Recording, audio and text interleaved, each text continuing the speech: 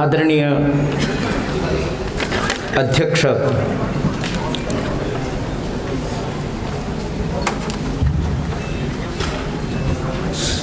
श्री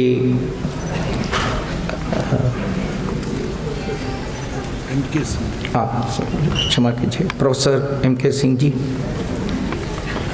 विशिष्ट अतिथि डॉक्टर वीरेंद्र जायसवाल जी, इस पूरा आयोजन के संयोजक प्रोफेसर दिनेश चंद्र राय जी, सभागार में उपस्थित सभी गुरुजन और छात्र छात्राओं, सभी को मेरा विनम्र वंदन। स्वतंत्रता के 75 वर्षगांठ के आयोजन अभी शुरू हो गया है। काशी विश्वविद्यालय में भी बहुत अच्छी तरह इसका जो शुरुआत, मेरे को बहुत हर्ष और गौरव की बात है। इतना सुंदर तरीके से, ये भी एक भीषण परिस्थिति, यो एक माहौल चारों ओर मंडराते हैं, इसके बीच में भी मेरे को सुनने को मिला विश्वविद्यालय के अंदर full fledged classes has not yet been started, फिर भी इतने अच्छी संख्या में एक बहुत बड़ा त्यौहार मनाने के जैसा आप लोगों ने ये इतना बड़ा कार्यक्रम कर दिया है। ये भी सुनने को मिला मेरे को, एक बड़ा आयोजन ये पहली बार हो रहा है। एक प्रकार से बेस्ट बिगन हाफ डन, ऐसा एक प्रयोग है अंग्रेजी में। अच्छी तरह से शुरुआत हुआ है तो आधा काम पूरा हो गया, ऐसा कहते हैं। So it has been well begun, so half done, ऐसा एक अनुभूति मन में आ रहे हैं। जब प्रवेश कर रहा था मैं पहले ही देखा सुंदर तरीके से रंगोली बनाए हैं हमारे बहन जी, संस्कार भारती के कार्यकर्त्री और बाकी बंधु, सभी को मैं अभिनंदन दे रहा हूँ, इतना सुंदर तरीके से। और जब हॉल पे आया मुझे लगा ये मंच पे पूरा एक सभा चल रही है ऐसा।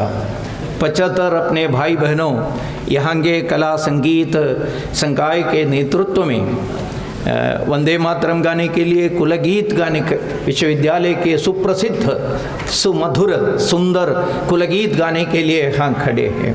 वो भी एक बड़ा आयोजन, एक बड़ा उत्सव के अनुभूति मेरे को मिला। फिर यहाँ जो क्या है मंच संचालन जो धीरेन्द्र राय जी ने जो कर रहे थे, वो भी एकदम हमारा जो पूरा उद्देश्य हम सभी को उसमें से ही पूर्ण रूप से मिला है। उनका जो कम समय लेकर चाहे तो भी इतना सुंदर तरीके से उन्होंने इसका जो संचालन कर रहे थे, मेरे को लग रहा है लगभग इस कार्यक्रम का पूरा उद्देश्य सफल हो गया उसमें से। फिर उनका भी अभिनंदन। और फिर अपने वीरेंद्र जायसवाल जी ने मुश्किल से 10-11 मिनट के अंदर स्वाधीनता से स्वतंत्रता के वो इस विषय का जो प्रस्तावना की, उसमें से भी हमको जो कुछ मिलना चाहिए वो उससे भी ज़्यादा मिलना हो गया। इसके बाद कवि प्रदीप जी ने जो लिखा हुआ, ये मेरे वतन के लोगों, और से महान संगीतज्ञ श्री रामचंद्र जी से कंपोज किए हुए वो गीत, यहाँ प्रोफेसर रेवती साकलकर जी जो उन्होंने गाया, आंखें बांध करके जब सुन रहे थे मेरे को बीच बीच में लग रहा था लता जी स्वयं आकर यहाँ गाना कर रहे थे। उस प्रकार का सुंदर गाना भी यहाँ हो चुके हैं। इसके बाद क्या बताऊँ मैं, ऐसा मेरे मन में एक शक भी आ रहे हैं। फिर भी फॉर्मेलिटी तो है, मुख्य वक्ता ऐसा आप लोगों ने इनविटेशन भी छपा है, आप लोगों को मिला भी है, इसलिए मेरे ओर से भी कुछ बताना पड़ेगा। स्वतंत्रता यानी क्या है, इसके बारे में वीरेंद्र जी ने ठीक तरह से आपके सम्मुख विषय प्रस्तुति किए हैं। महामना मालवीय जी ने पहले से ही जब स्वतंत्रता संग्राम चल रहे थे उस समय उनका एक महत्वपूर्ण, मुझे सामान्यतः लगता है एक स्वतंत्रता के लिए काम करने वाले लोगों के सामने इतना कॉन्फिडेंस बढ़ाने वाला एक कोटेशन स्वयं महामना जी ने जो दिया था, वो बता रहे थे, वो एक प्रकार से एक प्रोफेटिक वैल्यू है, एक भविष्यवाणी जैसा उन्होंने ये बताया है, अभी भी सुसंगत है, प्रासंगिक है वो कोटेशन। इसलिए let me quote, I am quoting, in the midst of much darkness I see a clear vision that the clouds which have long been hanging over our heads and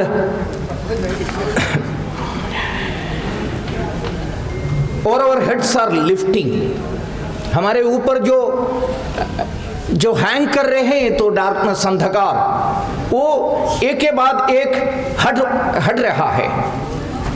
Let every son and daughter do his or her duty to expedite the advent of the dawn of the day of freedom and happiness. Truth is on our side. Justice is with us. God will help us. We are sure to win. Vande Mataram, ऐसा उन्होंने महामना जी ने जो बताया था। अंधकार चढ़ रहे हैं, it is going, it is being lifted. Now it's our duty, हमारे जो दायित्व है, सभी भारत माता के पुत्र और पुत्रियों का जो दायित्व है, हमारा जो दायित्व ठीक तरह से निभा लीजिए। फ्रीडम हमको मिलेगा, इंडिपेंडेंस हमको मिलेगा, क्योंकि truth is on our side, justice is with us, God will sure bless अस।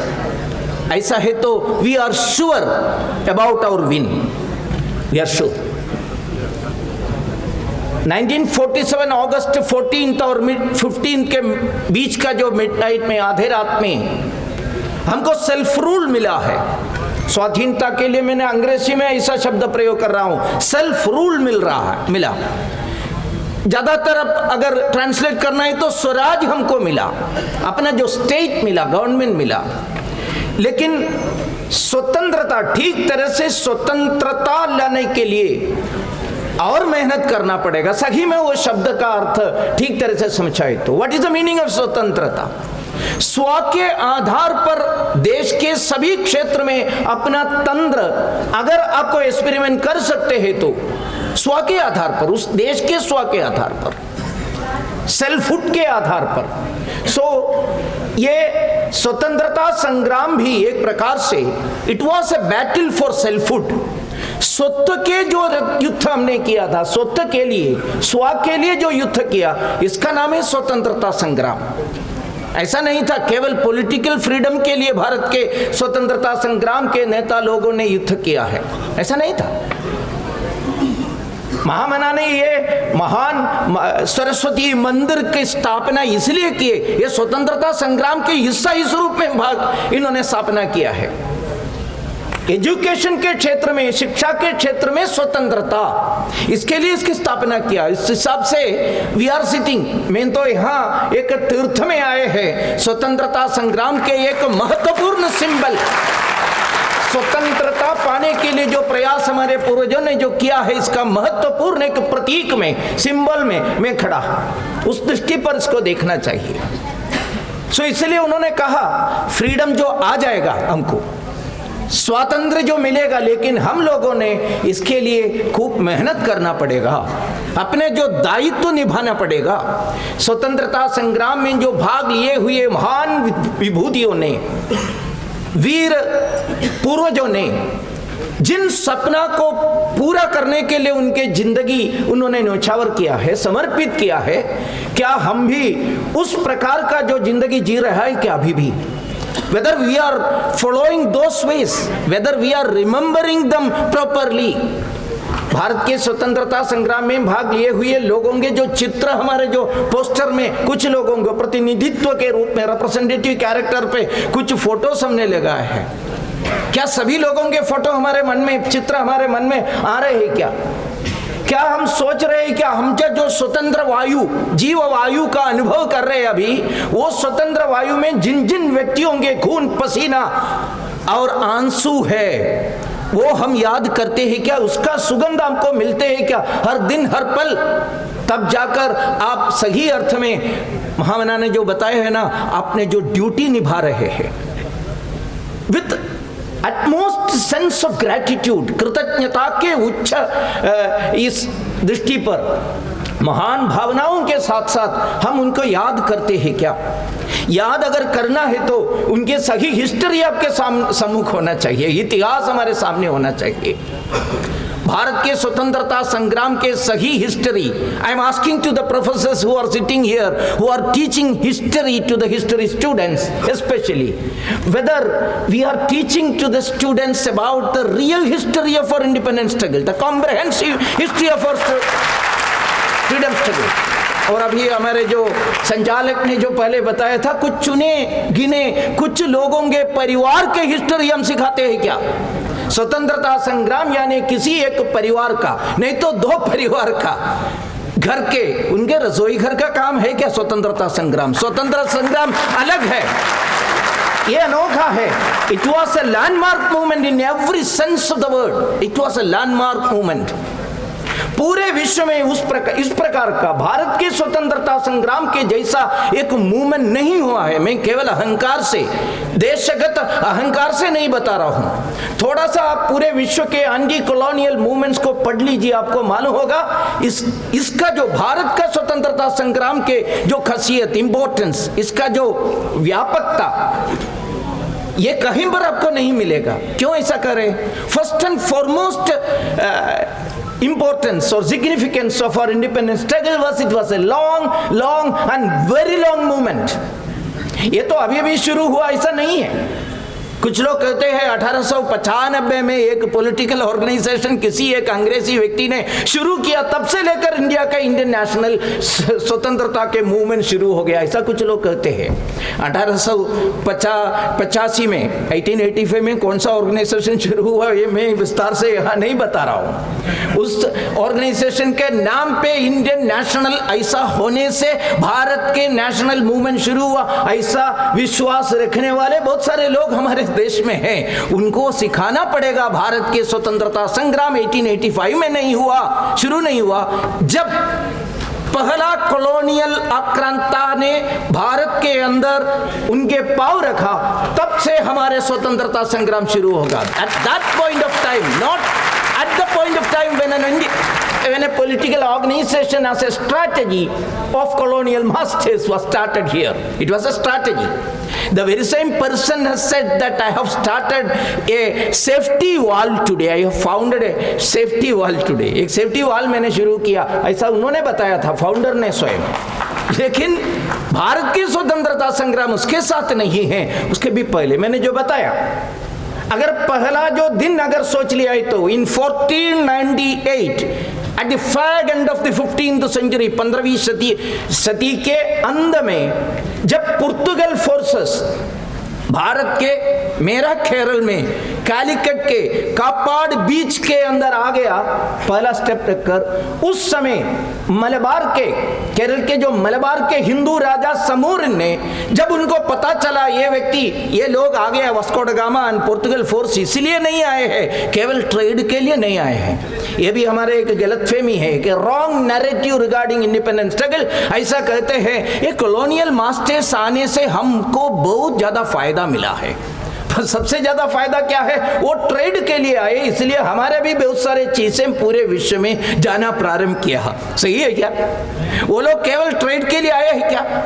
अगर गहराई से आप अध्ययन किया है तो उनका जो पर्पस दूसरा भी था। ठीक है, यहां से लूटमार करने के लिए वो आए हैं, लूटने के लिए आए, एक उद्देश्य लूटना, ट्रेड करके आपको कुछ पैसा देने के लिए नहीं था। यहाँ के अनोखी इनवैल्यूएबल चीजेस को लेकर जाने के लिए एक कॉलोनियल मास्टर्स आए थे, एक उद्देश्य।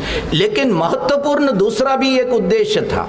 हिस्ट्री में गहरा अध्ययन किए हुए लोगों को मालूम है in 1494 there was an important meeting in Tordesillas, Spain के एक छोटी नगरी है टॉर्डिसेलस।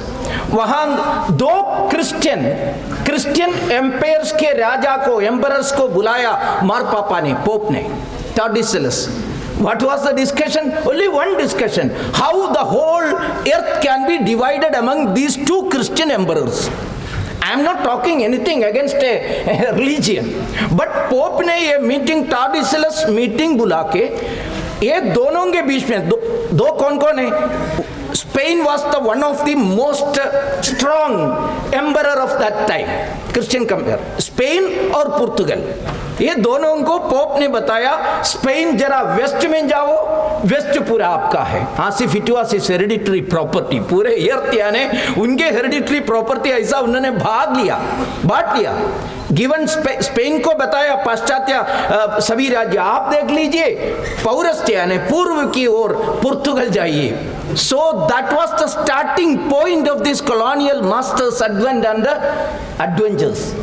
पूरे विश्व के ऊपर एक कॉलोनियल मास्टर्स जाने के पीछे ये टॉर्डिसेलस एग्रीमेंट भी है, इसका ध्यान भी हम रखना चाहिए। इसलिए स्पेन से वेस्ट के ओर गए, पुर्तगाल ने इसके ओर गए, वास्को ड गामा ने लीड किया और केरल में आए। जब समूर इन हिंदू राजा को मालूम हो गया ये आए हुए केवल ट्रेड के लिए नहीं है, उनके मजहब का प्रचार के लिए भी है, हमारे स्वत्व का नाश करने के लिए भी है।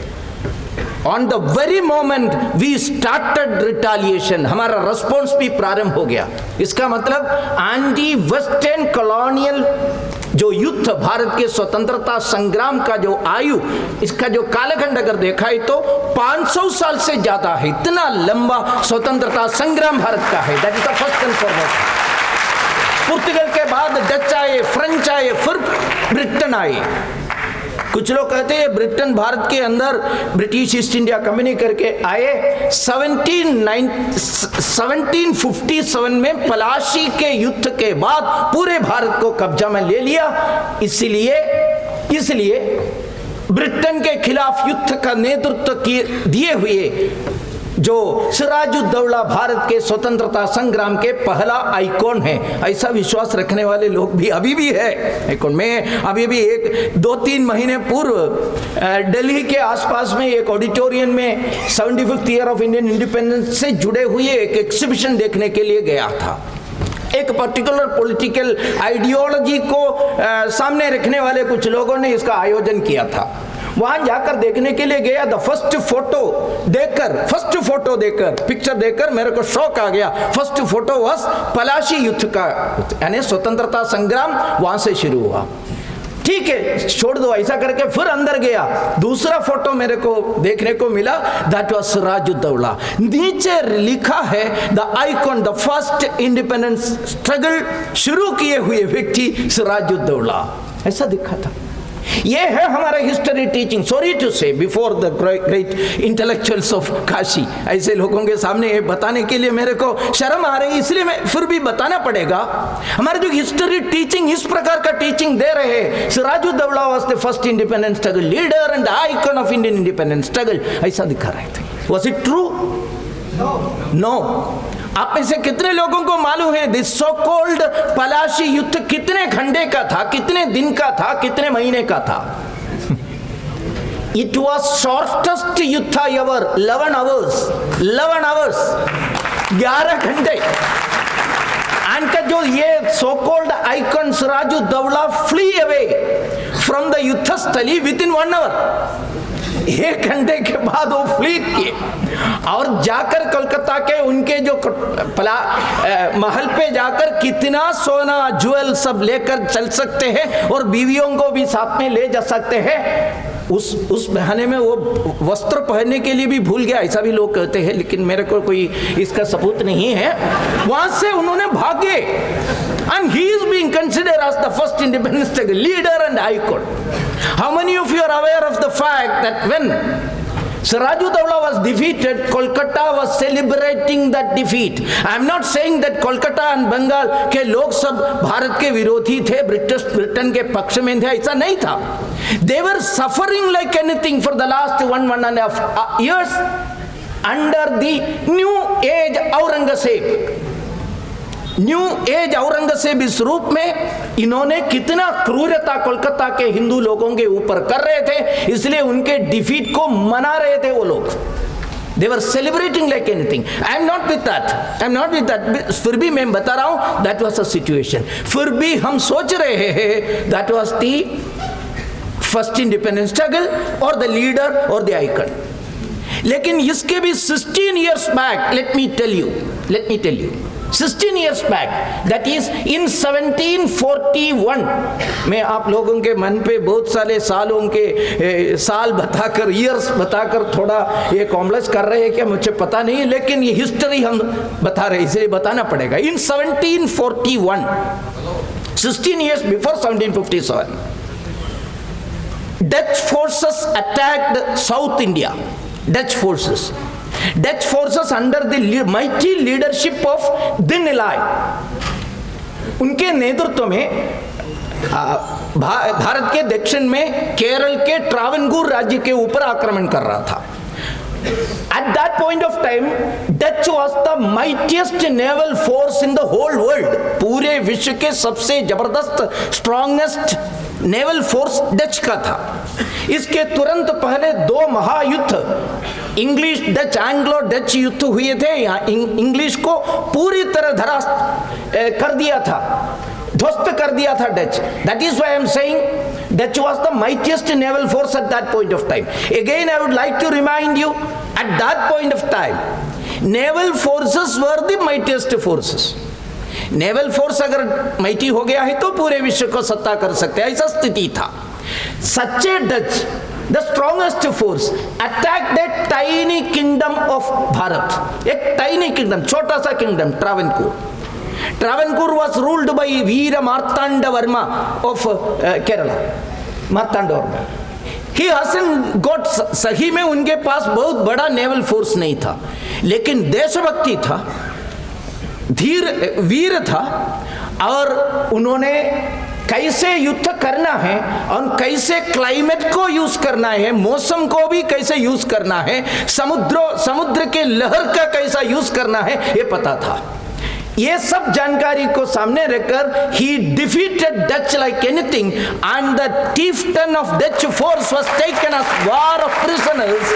War of prisoner ऐसा prisoner of war पकड़ना ये बड़ी बात नहीं है, बहुत सारे लोगों ने करते। लेकिन यहाँ क्या हुआ था, this particular gentleman of Dutch leader को मार्तांड वर्मा ने ट्रावनकूर आर्मी के ट्रेनर बनाया, ट्रेनर शिक्षक बनाया।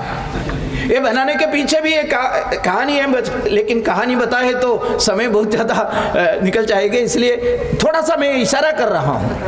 युद्ध पूरा होने के बाद डच के बहुत सारे नाविक लोगों को पकड़ा मार्तांड वर्मा ने, यानी ट्रावनकूर के हिंदू राज्य ने पकड़ा, प्रिजनर्स, POW बन गया। लेकिन ये POWs को Marthanda Varma and Travancore army behaved like human beings, शत्रुओं के जैसा उन्होंने व्यवहार नहीं किया। उनके इलाज देने के, भक्षण भोजन देने का व्यवस्था स्वयं राजा ने देखा। हर रोज राजा प्रिसन में, यानी उनके जो जेल में जाकर इन सभी को, चीफ्टन सहित सभी लोगों को देख रहे थे। एक बार इनका जो पूरा ये हाथ सब वुंड सब क्लियर हो गया, इसके बाद मार्तांड वर्मा ने इन लोगों को बताया, डच के लोगों को बताया, सही है, आप तब ठीक हो गया, ships are ready, you can go back to Netherlands, Dutch को वापस जा सकते हैं, ऐसा उन्होंने बताया। ऐसा होता है क्या कहीं पर? आप में से कितने लोगों को पता है the so called Sirajuddaulah, when कुछ ब्रिटिश लोगों को पकड़ कर रखा था, पकड़ कर रखकर उन्होंने एक छोटे से डंकन के अंदर, ब्लैक डंकन के अंदर 200 के आसपास ब्रिटिश लोगों को, भारतीय लोगों को भी शक करके रखकर पूरा से पूरा को एक प्रकार से श्वास नहीं मिला, उस हिसाब से वो मर गए। That was Rajudaula's reaction against the prisoners of war.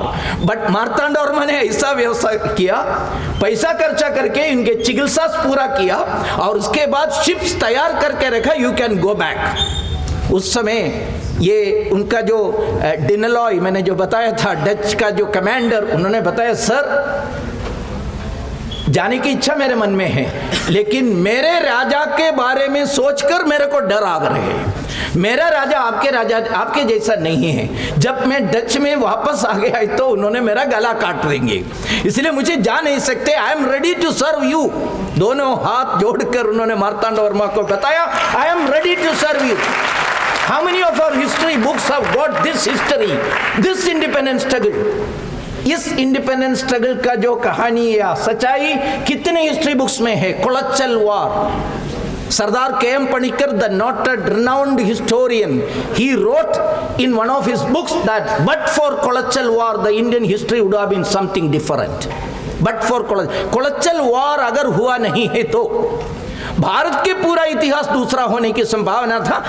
ट्रावनकूर से कोच्चि, कोच्चि से मद्रासी, मद्रासी से आंध्र प्रदेश, ऐसा करके डच उड़ाव march towards north and Bharat के इतिहास दूसरा होने की संभावना था। बट ट्रावनकूर राजा सही में एक इंडिपेंडेंस स्ट्रगल लीडर ऐसा हमको मानना पड़ेगा। उन्होंने डच को हराया and that was the beginning of the end of Dutch empire. That was the beginning of end of Dutch empire. ये समझने की जरूरत है। इस प्रकार भारत का स्वतंत्रता संग्राम बहुत पहले से ही शुरू किया, बहुत पहले से। यहाँ से गए फ्रेंच, डच, स्वीडन, हंगरी जैसे भी कॉलोनियल फोर्सेस नॉर्थ में भी आया, लेकिन कहीं पर हमने ऐसा उनको छोड़ा नहीं है। स्वतंत्र रूप में हमने सक्कम नहीं किया, उनके सामने युद्ध किया, रेसिस्ट किया। ये हमको समझने को मिलता है। दूसरा narrative, I would like to bust some narratives, false narratives which have been created in connection with the independence struggle, इसलिए मैं ये बता रहा हूं। दूसरा, भारत के अंदर स्वतंत्र संग्राम यानी क्या है? It was predominantly A north Indian affair. Sorry, आप लोगों को बहुत गौरव के विषय है, लेकिन मेरे जैसे साउथ से आने वाले लोगों को ये गौरव का विषय नहीं है। हम तो सीखते हैं विंध्या पर्वत के, विंध्याचल के नॉर्थ में सब कुछ हुआ, ब्रह्मपुत्र नदी के वेस्ट में सब कुछ हुआ। मतलब साउथ कुछ नहीं किया, नॉर्थ ईस्ट कुछ नहीं है। कारण भी ये लोग बता रहे हैं, क्योंकि वो राष्ट्र का हिस्सा नहीं था। कैसे युद्ध करेंगे? राष्ट्र भावना नहीं थे दक्षिण में, राष्ट्र भावना नहीं थे नॉर्थ ईस्ट में। फिर कहां से मिला आपको ये राष्ट्र भावना? हमारे वजह से, हमारे मतलब अंग्रेजी लोगों की वजह से, उनके इंग्लिश एजुकेशन की वजह से, इनके so called modern missionary teaching के वजह से उन्होंने हमको सिखाया आप एक राष्ट्र है, ऐसा हम सोचते हैं। उन्होंने हमको, क्योंकि वो लोग कह रहे हैं हम ट्रेड करने के लिए भारत में आया, और भारत में आने के समय यहाँ की स्थिति हालात इतना खराब था, आपस में लड़ रहे थे लोग, हेड हंटर्स थे, सर काटने के लिए, दूसरे वर्ग के सर काटने के लिए दौड़ रहे थे एक एक वंश। वस्त्र पहनने के लिए भी नहीं आते हैं। ढाका मसलिन के देश में आकर उन्होंने हमको सिखाना प्रारंभ किया। वस्त्र पहनने के लिए उन्होंने हमको सिखाया। महिलाओं के लिए कोई इज्जत नहीं था भारत में।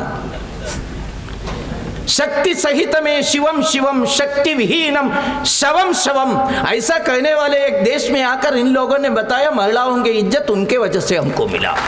अंततोगत्वा उन्होंने ये भी हमको सिखाया, वो बताया नेशन स्टेट कंसेप्ट भी हमारे देन है, हमारे देन है। हम आने के पहले इंडिया ही नहीं था। मैं अभी एक जर्नलिस्ट है, I am not here to criticize anyone, but सच कुछ फैक्ट्स बताने के लिए। एक जर्नलिस्ट, एक सो कॉल्ड एक विशेष विचारधारा के लिबरल कहते हैं, सेक्युलर कहते हैं, एक ऐसा कहने वाले एक महिला पत्रकारिता क्षेत्र में काम करने वाली एक महिला ने एक ट्वीट किया, ब्रिटेन आने के पहले इंडिया कहाँ थे भैया? Where was India before Britain? There was no India actually. इतना हिम्मत देखिए, ये भारत में वो भी रह रहे हैं। लेकिन इसके नीचे मेरे एक खास दोस्त ने इसका उत्तर दिया। उन्होंने बताया, उस ट्वीट के साथ साथ उन्होंने ये भी लिखा था।